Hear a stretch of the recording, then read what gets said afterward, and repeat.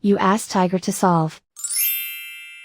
This deals with linear equations with one unknown. The final result is m equals -33. Let's solve it step by step. Move the negative sign from the denominator to the numerator. Group all constants on the right side of the equation. Add 11 to both sides. Simplify the arithmetic.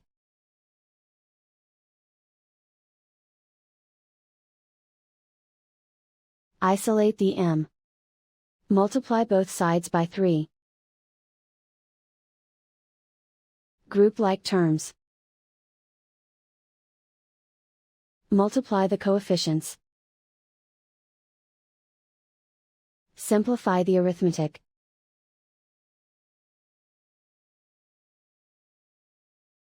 Convert the m into a positive number.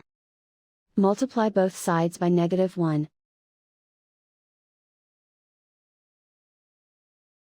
Remove the ones.